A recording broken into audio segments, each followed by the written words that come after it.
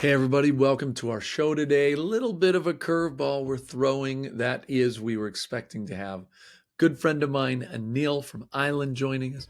Unfortunately, due to a variety of reasons, mostly on my end, not his actually, we were not able to actually do that. So I didn't want to skip a beat, but definitely throwing a curve. Today, we're going to actually just do more of a rant cast. That'll just be myself talking live to you, and we will get Anil here as soon as possible back on the show so that we can actually dive into this GTM flywheel that he has very cool dove into and really kind of made his own. So, with that said, I've got something a little bit different for you today. We're going to be talking about, I'm going to share my screen here if I even can. This idea of, yes, beyond hiring, building an autonomous enterprise. Um, so many things going on in the space right now. GPT-5 just came out, a lot of buzz, a lot of talk around. A lot of people are talking about how do I scale? Do I scale still with headcount? And if I don't, how do I do that? And so we're going to be talking about that today, and I'm going to dive right in. So look, the future of work, it isn't necessarily more people. The concept, don't get me wrong, I'm not a believer that people are out, but I do think it is more about output, probably with a little bit fewer humans, especially in certain areas. Now, it's not about adding more tools either. It's not about automating another workflow. And it's definitely not about padding your team with 10 or 20 more people. I think there's a new operating model that's starting to come out, and it's called the autonomous enterprise. People have been talking about this autonomous organization or enterprise, but I wanted to get in today and see if I could talk to you about what I'm seeing on the front lines, what it actually looks like inside an organization. I've got 15 points. I want to take you through those as fast as I can, but I think it will be interesting for you to hear. So the first one, the ratio is flipping. Now, look, most orgs today, they run like a one employee to zero cloud employees. But in the next 5 years, I think that flips, right? One human might lead 6 to 10, maybe, I don't know, 20 cloud employees. Imagine 50 people running with the output of maybe 500. I don't think it's so hypothetical. In some places, it's already happening in some of these early adopters. And the companies that figure this out first definitely will scale and probably win a lot of these races. Okay, number two, cloud employees will be hired like humans. You don't subscribe to cloud employees. It's not like a tool, like a SaaS tool. Okay, you don't rent them. You hire them, you train them, you assign work, and you're going to hold them accountable. They show up to meetings, they take action, they get results. If your team still thinks AI is some sort of chatbots, look, you're probably not ready for what's next because it is moving to this cloud employee concept. Okay, number three, humans and cloud employees work side by side. This isn't a handoff. It's collaboration. Cloud employees aren't just background automations, they're teammates. Sales reps might, for example, run plays with them. Support teams could escalate to them. Ops teams build flows with them, outcome by outcome, and really like side by side.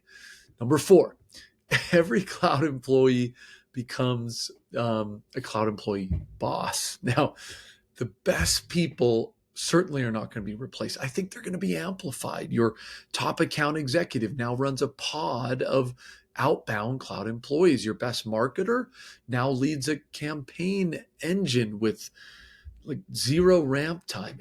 AI doesn't necessarily eliminate jobs, it can multiply them and the impact of great humans. Okay.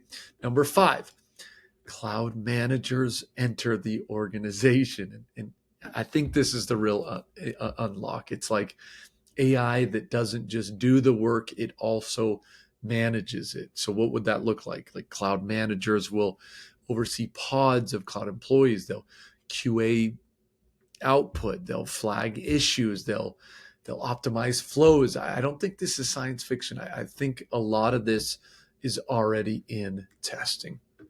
Number 6, actual leadership starts to shift from control to more orchestration. Now, this might seem obvious, but look, if you're still trying to control everything, you probably already lost. The best leaders will move more into this architectural structure. They'll design how work moves, who does what gets measured, and managing people. It will still absolutely be part of it, but you'll see stuff around mobilizing performance more, because I think that will be a new skill. Number 7, capacity becomes a choice. This one feels crazy sometimes, but you don't scale by opening always a new rec like you do now. You scale by spinning up, I don't know, 3 cloud employees tomorrow. Need more outbound?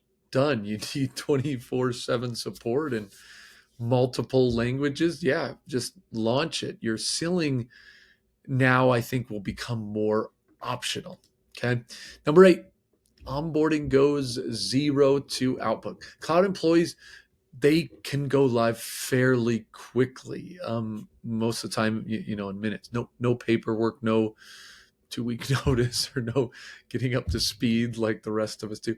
And for humans, they should be ramping faster as well, because the grunt work is already handled. They'll potentially have assistants to help them do that. So every new hire now comes with a pit crew of AI teammates to help them get going quickly. What are we at? 9. Number 9, org charts give way to, this one's been debated, work charts or capability maps. I still see a role for org charts, but maybe there's an introduction of this concept of capability maps. So what's that? It's not about necessarily who reports to who anymore. It's about what needs to be done and who or what will be best suited to do it. So your org isn't necessarily always this hierarchy. It's more like a network of capabilities. That's how you're going to get real velocity in some of these organizations. Now, number 10, cloud employee becomes the interface. It's confusing for a lot of people, but look, the UI layer's got to change, potentially even collapse. You don't need all these tools. You don't need another tool. People are looking more for outcomes, for jobs to be done. Cloud employees become more of the interface, right? They log in, they navigate, they execute. You don't need to see the tool behind it. If I have a cloud employee and I have that underlying data, all of a sudden I'm interacting with this cloud employee as if it was a person inside potentially some of these tools like a CRM. Okay, number 11.